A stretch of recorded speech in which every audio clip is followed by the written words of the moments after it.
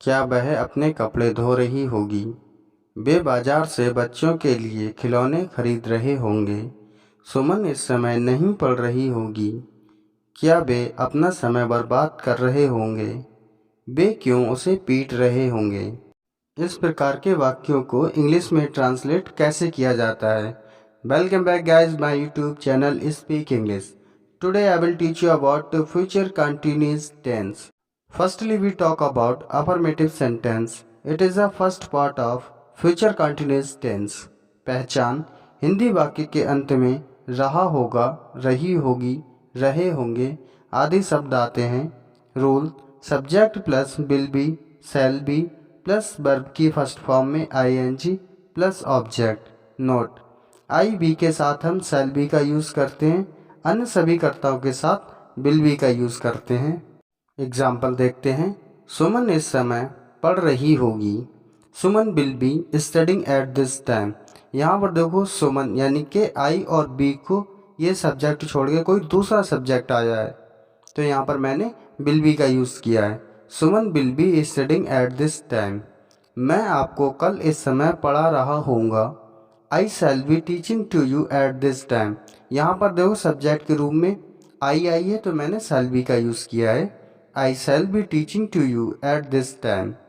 वे बाजार से बच्चों के लिए कपड़े खरीद रहे होंगे। They will be buying the clothes from the market for children. वे बाजार से बच्चों के लिए कपड़े खरीद रहे होंगे। They will be buying the clothes from the market for children. Now we talk about negative sentence. It is a second part of future continuous tense.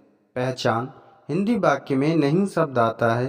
Rule subject will not be या shall not be plus verb की first form में ing plus object. Example देखते हैं। वे अपने गांव नहीं जा रहे होंगे। They will not be going to their village. वे अपने गांव नहीं जा रहे होंगे। They will not be going to their village. यहाँ पर जो बी है वो नॉट के बाद यूज़ होगा।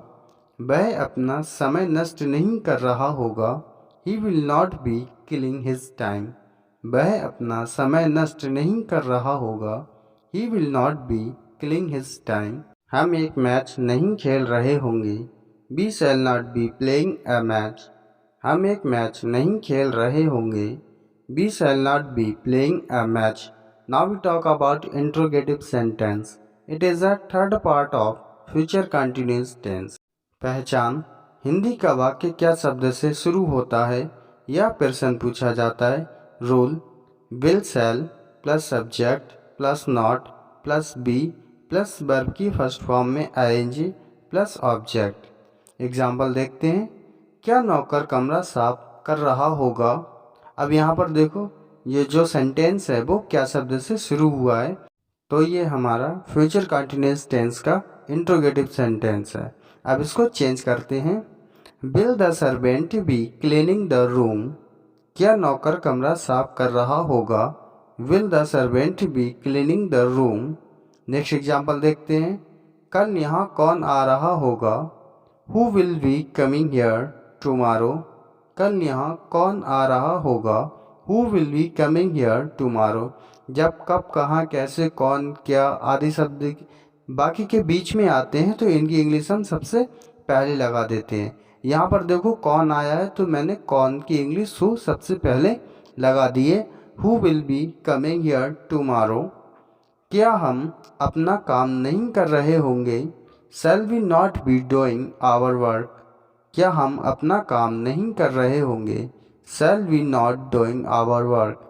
वह खाना क्यों नहीं पका रही होगी? Why will she not be cooking the food.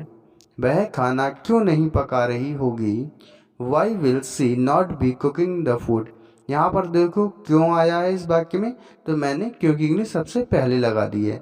Y will she not be cooking the food. Thank you for watching my video and subscribe my YouTube channel Speak English.